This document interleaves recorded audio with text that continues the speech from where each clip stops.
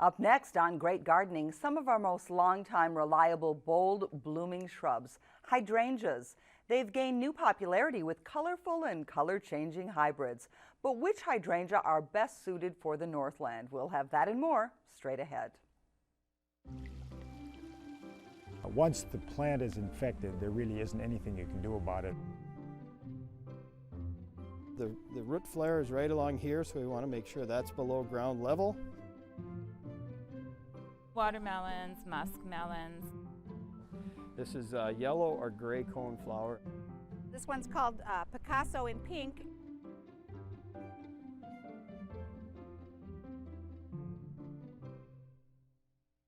Hello and welcome to Great Gardening, where each week we provide expert answers and analysis to help make your gardens grow with gusto. I'm Pamela Fish, and the guys with all the answers are here. We have Tom Casper, the president of the Duluth Garden Flower Society, and Bob Olin, horticulturist and state and county educator. Thanks for being here tonight. We're going to be talking about hydrangeas. It's going to be fun. Great fun talking about gardening in general. Yeah, no It's fun kidding. gardening now that the weather's changed for us, right? Exactly. Yeah. Well, a lot of hydrangeas, I think I read there were something like up to 75 species. Could that be right?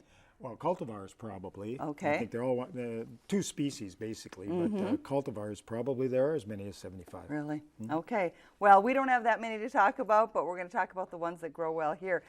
We also have phone volunteers standing by.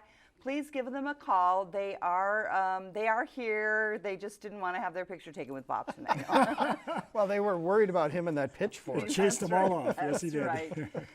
Bob is here as well to run questions to us and to answer phones. Bob Nordstrom, our longtime volunteer, and we thank him for being here.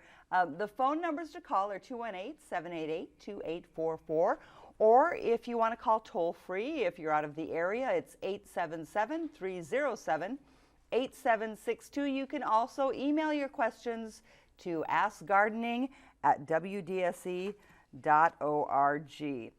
Well, Tom, Bob, I trust that you were outside today because finally the rain stopped and the sun came out. And the landscapes are just coming to life. They're lush and green, and the trees are finally beginning to bud. So it's catch-up time now. Yeah. It is. My teenager announced to me yesterday that he's taken over the vegetable garden at our house. So, yeah. And how do you feel about that? That's fine. He's going to go. That's He's going to great, go out huh? and buy the plants and plant it and plant Wonderful. it and harvest it, and we'll see if he actually eats any of it. Well, hopefully I he hope will, so. and hopefully there'll be a lot to eat. Yeah. But good for him. Good for him. You have a good helper there. Yeah. Well, we're going to talk about hydrangea, and at the University of Minnesota Research Center in Grand Rapids, they test fruits, flowers, and vegetables.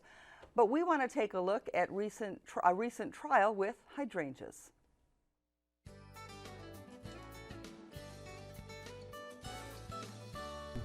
Hello, my name is Terry Nennick. I'm the horticulture director at the North Central Research and Outreach Center where we're at today here. The North Central Research and Outreach Center is the farthest north experimental station in the continental United States. We have what we call Zone 2, Zone 3 testing here, which means our winters will often get down to a -35 and occasionally a -50 below zero.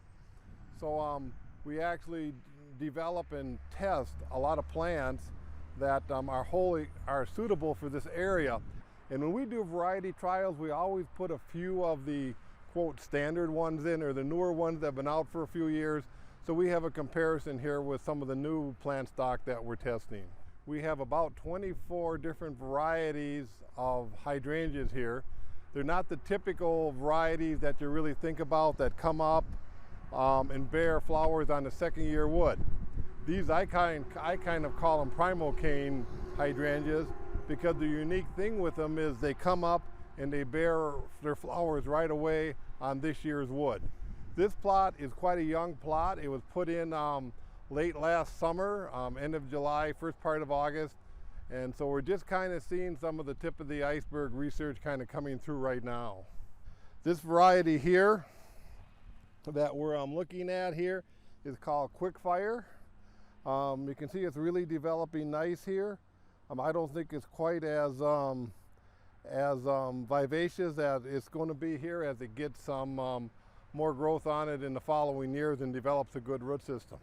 This is another variety of hydrangeas here that we're testing, and it's basically called Limelight. You can see for being planted late last summer, it has a lot of growth on it. First of all, they really want to be on well-drained soil because they can't really stand extremely wet roots. And then basically we put down about 4 inches of some nice compost, and we cover that basically with around 3 inches of wood chips. And the combination of that should give enough fertility and also keep the weeds down, keep the moisture there, and everything else you need for really good growth. And we're hoping that once it's established, we can get around 5 to 7 years of maintenance out of here, or free maintenance out of here. Well, certainly an interesting way to grow them, and they tell us that they trial for 3 years, so that was the first summer. So in 2015, they should have some research that will be on their website and be made available to the public. Yeah, we're kind of interested in that trial. They are looking at a lot of the new varieties. It's kind of a new sensation, obviously, and this is what the research station does there, and can do very, very well. I would say that's a real hot, bright site. I think there's been quite a bit of discussion about getting certain of these hydrangeas to bloom, and I think people are mistaken that they should be in full shade. I think partial shade, partial sun is really a better choice. Would you say, Tom? I would agree. Yeah. We're going to look at some of them, and the one that we'll see first is one that usually blooms really well. Yeah, this is a tried and true, the Annabelle hydrangea that's been with us for a long, long time, and that and the PG were the two that really started things off. But this is the one that changed the industry. Endless summer. Kind of unique. A little farther south, it will bloom on both new wood and old wood, and it has this ability to change colors. And under acidic conditions, you get this beautiful deep blue. Under more alkaline or basic conditions, you get kind of a pink. The problem is it doesn't really perform as well as we'd like, but it did open up the industry for us, and we got these follow-on varieties like Limelight. Now you notice here, this got its name from the fact that as those florets are opening up, they have this lime green color. People love that color. You notice in the full sun, where Dr. Nenich there was talking about this variety, but they were much whiter in full sun. So as they're opening up, they got this limey color. Pink diamond, another, you can see the two different types of flowers here, and that contrast that's in the color there, and the pinks, and twist and shout. This is really, I think, a very, very, it's a great name, but it's, it's also just a beautiful flower. You see the male and the female flowers, and in this case, acidic conditions, so we've got that nice deep blue.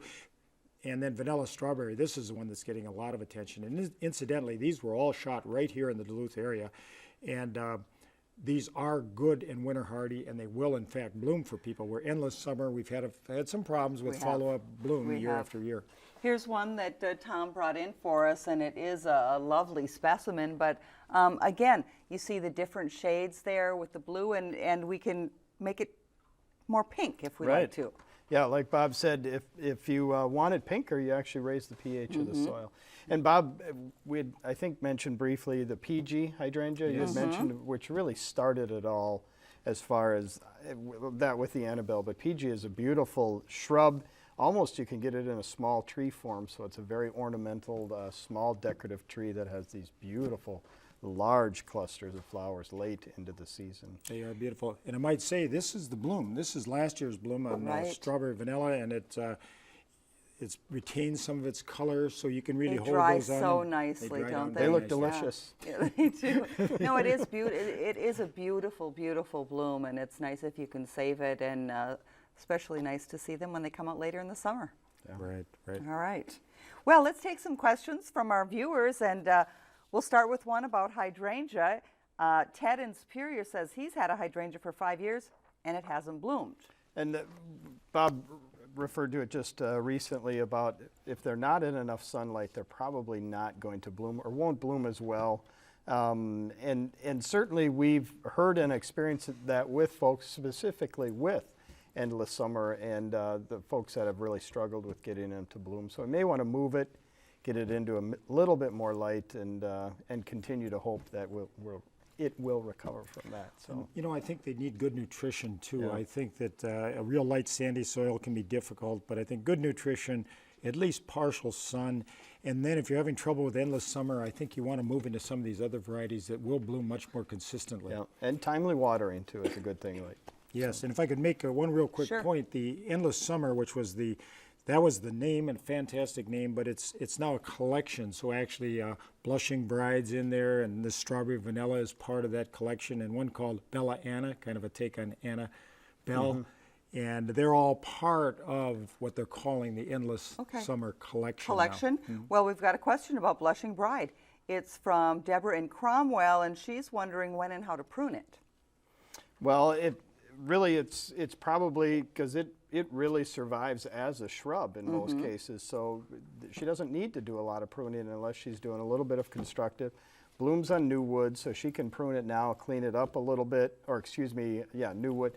So she can clean it up a little bit now and get it nice and cleaned up for the summer, and it will do very well for her. So, You know, at this point, Pam, people can take a look at them and determine how they came through the winter. And you'll see a lot of them that have got real live and pliable stems, and they're beginning to bud. And this Right. is the old wood production. So Yes. some of these are going to bloom on old wood, some are going to bloom on new wood, some bloom on both, and people are often confused. Endless summer will just bloom on the new wood, if it blooms at all, right, in this area. But nonetheless, you can take a look at these plants, and you can determine if they're ready to bud. Obviously, but you're not going to cut back anything that's got buds that are ready Right. to break on it. Those will be blooming on new wood, or you might be seeing the leaf buds at this time. But you can see that if you take a look. Okay. We have a question from Bill Braun in Hermantown. He has some 18-year-old raspberry plants, and in the last few years they've had limited production and been small.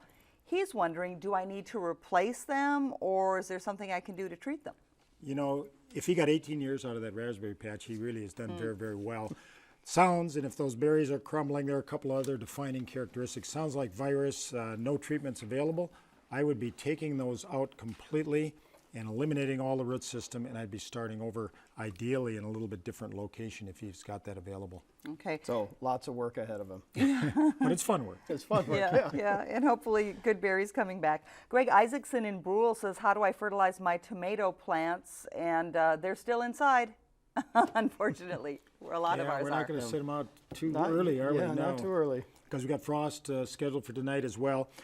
He just doesn't want to overgrow them while they're inside. The key thing on tomatoes is be a little careful, not too much nitrogen, particularly when you set it out, because you'll get a lot of foliar growth. You need a pretty good ratio of potassium to the amount of nitrogen that So you're what gonna would the supply. number sequence be And then? we actually have a tomato plant here that Oh, we there you brought have in, one. so- Nice Sure. and lush. I would say if you could get it 5, 10, 12, something like that. Okay. And tell us a little bit about this plant, Tom, as long as we're talking tomatoes. It's got some kind of a cage around it that enhances its... Yeah, and it's really Stature? designed for people with small spaces. It's a designed for folks who want to grow a tomato on a deck or patio, don't have a lot of access to land to plant it in, and very, very popular. And especially this year, as our season compresses a little bit, folks are looking for bigger plants that they can really get or have a greater chance of success with. So. They've been growing in the greenhouse all this time, haven't they, Tom? Yeah. We got a question from John in Hibbing. I think this is the one left over from last week, too. 8-foot by 12-foot ring on my lawn. This one says dead grass. What do I do? We did have one last week that said, how do I get rid of an 8-foot fairy ring? So maybe we can take both of those. Sure. You want to take a crack No, at it? you go ahead. More than likely, if it is fairy ring, this is a fungal problem, and this fungi is actually growing on decaying material. They're not green plants; they're saprophytes, so they actually live on what's decaying down in the soil there. He can accelerate the decay process by, I would take some holes, I would punch them into this area and use a nitrogen fertilizer to try to accelerate the decay process. So really, with fairy ring, you want to outgrow it if you can. So fertility, you're not going to dig it out. You're not going to use some kind of a pesticide to eliminate it. So just try to incorporate some more fertility and break down the decay, and then ultimately you'll be reseeding. And more than likely, what it is, Bob had referred to it, it's rotting vegetative or plant matter, so it's root systems of old trees that might have been there that were taken sure. down years ago, and that rotting process continues for years after the tree has been removed. So. Okay. Dolores in Pike Lake says she has a climbing hydrangea and is wondering if there are any special tips or tricks about growing them. Oh my, those take a long Yeah. time to develop. They're very, very slow growing. And again, another one that was really billed as a shade tolerant vine, but it really likes more sun than people have been planting it in. So she needs to be patient. It's going to take years, but when it does start to bloom, it's beautiful. Okay. I think time for one more before we move on. Teresa is planting marigold with her tomatoes. Now, will that help fighting disease? And if it does, how close do you plant the marigolds to the tomatoes? You know, I did a little bit of research once on marigolds, because marigolds, they attribute a lot of wonderful characteristics. It's a Right. beautiful annual flower, isn't Deer it? don't eat them. Oh, it's beautiful. in Deer particular. don't eat them. Supposedly, rabbits don't eat them. So I had a perimeter of marigolds, and then I had my tomatoes on the inside that were to be protected from the rabbits. Okay. And I concluded, yes, marigolds will protect from rabbit damage for about as long as it takes the rabbits to eat through the marigolds. So I don't think that there's a lot of disease protection available there as well. Okay. Opening things up, keeping things dry, watering in the morning, and not letting those plants go into the evening hours moist, full sun. These are the things that help us with disease. And maybe a little fencing. Yeah. And well, for the rabbits and the deer, definitely. And part of that, not only was it disease control, but it was also pest control, deer or rabbits. And a lot of people have tried it, and most times they're just an obstacle that the deer or the rabbit go around to get to Okay. what they want. So. Okay. Still a lot of questions. We'll get back to those in just a bit. But right now, in a very busy part of eastern Duluth, there's a tucked away garden with a colorful history and current homeowners making their own history there now. Hello, we're Clyde and Jean Olson. We live in east end of Duluth. Welcome to our garden. Well, we moved in here about 40 years ago, and the backyard was free, and when our kids were here, that was the neighborhood playground. Mr. Crosby, who owned the house, had a full-time live-in maid and a full-time gardener who lived in the carriage house, which is, I think, the way to fly, but I haven't figured out how to do it. So we're the gardeners. What's left of the original garden basically is a rock wall behind here that Crosby had put in with his gardener. And so the original garden would have just been a border garden all the way around the edge. And the gardens that come out are ones that we've created as we've lost trees. Because basically it's been a lot of shade, and each time we lost a whole section of trees, like in here, we created a sun area so that we could have more flowers. What's left of the original plants are the fall spirea, and also the peonies are original to Crosby's back in 1902. He developed the Cuyuna range over at Crosby Art and underground. Crosby grandchildren, when we were on a house tour, had home movies of Crosby and Calvin Coolidge having lawn parties back here when he summered over on the Brule with the hats and the white gloves. And other than that, we put in mainly perennials and then just some border flowers that are annuals. And with all the flowers, we get hummingbird. I was out here working one day, there were 5 in the bees balm right here just cruising around. The canna lilies and the king tut's grass, which is the fun Flowery little grass. umbrella type in That's the an back annual. of the cone flowers. But we try things and But the move them around. And phlox and black-eyed Susans and all the cone flowers and the Monarda or bees balm are all perennials. you can see that the rock wall just went cornered across, and that was it. And then so we built up the hillside and did this area. Challenge was getting the rock in there and then hauling the dirt up, because of course there's really no access to it other than the old wheelbarrow. All of that is brand new. It basically was similar to the back with just the trees and shrubs. So losing the trees has been a mixed blessing. But it's one 5-year plan after the next. But the hosta, I think, probably is one of the highlights, just because of the size. But one of our favorites is this summon substance, which is looking raggedy around the edges, but that we have divided so many times. And that because of the scale, we've tried to find the large hostas, just because there's just so much space that you, and it's really a challenge. Our first gardens were the shade area, and so to try to find the different shades of green, the different textures, has really been fun. But I love things like the Brunera, the different types of, silver that you can get with the textures and the colors, even in a shade garden. The challenge is to bring color. The only way you can establish that in the shade area is with the impatiens and coleus. Most people don't realize this garden is back here, so it's... Well, and you're on the busiest corner in Duluth.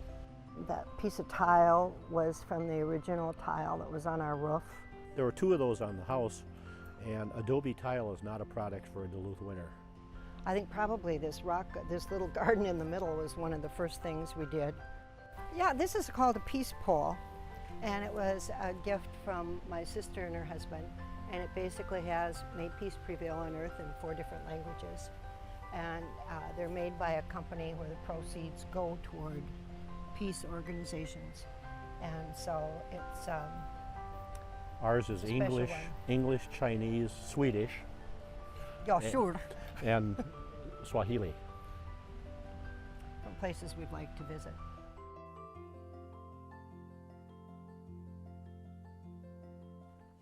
Well, Clyde and Jean, and they are very gracious hosts. Yeah, what a beautiful garden. They were on the Secret Garden Tour last year Yes. for the Duluth Garden Flower Society. Gracious hosts and a beautiful garden. Yeah, it's wonderful. And once again, it shows you just don't need 40 acres to produce a beautiful garden that's in their backyard. They It's just need a absolutely gardener. gorgeous. Yeah, right. Okay, we're going to run through these questions because we have a lot of them coming in. Mary from Bovee has a small raspberry patch, maybe 35 plants, which doesn't seem small to me. But anyway, her yield is very small. Raspberries are yellow on parts. Is it a fungus? Should she start over? Should she pull the plants? Yeah, if she's got very low yield, I don't know how long it's been established, but low yields, lack of vigor, this yellowing on the leaves in particular, that's those classic viral signs, and I'd be pulling them out. You just can't leave any of that tissue at all because it's pretty well infected. That's the one downfall of raspberries, viral infection we have no control for. We have to remove the patch and start over. And Sharon has her first year of raspberries. They were covered with leaves. Should she remove the old leaves or leave them on? Oh, I think you leave those on. They should break down, make a good mulch, and keep the weeds under control. That'll be just fine. Great. Okay, Connie has a light pink potentilla. Okay, I was close. Anyway, she can make it a darker pink. Well, that's a cultivar, the pink one, and, Okay. and pretty much that's going to be the color it is. So All right. People still asking about hydrangea. They love those out there. If you cut hydrangea at the end of the summer at ground level, is that going to be okay for the flowers? well, it depends on what variety. Annabelle, you can cut right down to the ground, but endless summer. But most of them you want to really leave up because, as we mentioned, some of that new growth will come from that old wood from previous years. So I would wait. There are a lot of varieties that do bloom on old wood, so you don't want to cut out next year's bloom by cutting them too early. Okay, Lori from Duluth wants to know how you dry them. Any special tips? And as we showed, they dry really nicely. Yeah, just dark and dry, low relative humidity, and they're not difficult. Don't wait too long, though. The blooms You really don't have to be hang them upside down or anything like Not some really, things you but do. You can't wait too long. The Okay. blooms still have to be intact. All right.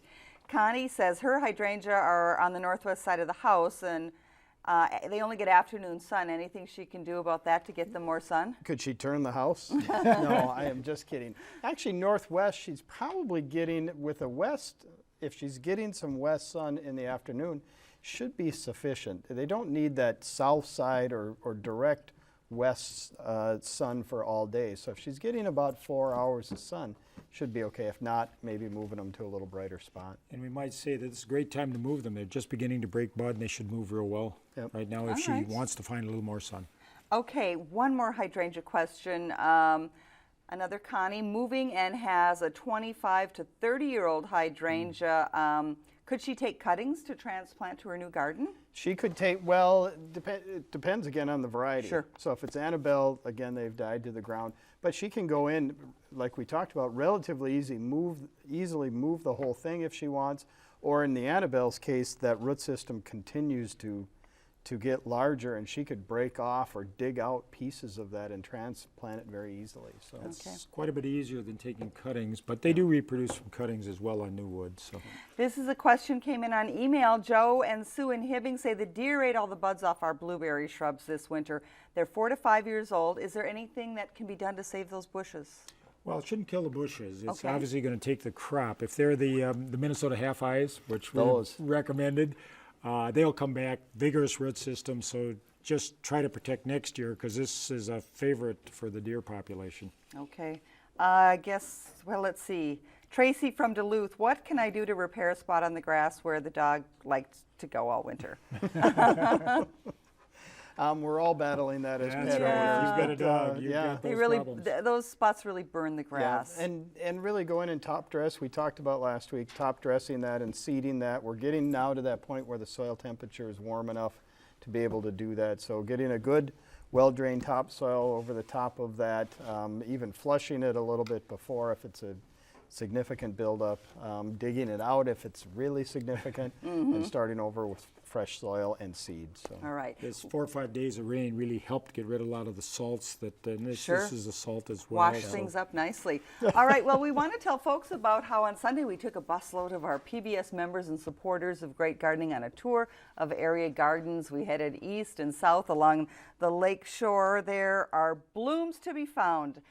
If you haven't seen them around here, well, there were daffodils everywhere. Tom, you went along, and it was really a great time to visit all those gardens in Poplar Bayfield, and then on Madeline Island and take a ride across on the ferry. We want to thank the folks for sharing that ferry ride with us. It was just wonderful, wonderful time we had. It was really a stunning display of some of the great gardens at the Poplar Bayfield, Madeline Island area have to show. So. And again, a lot more coming up and growing, but it was fun to see the spring bulbs, and this was a fabulous display of what you can do with rocks in your garden as well.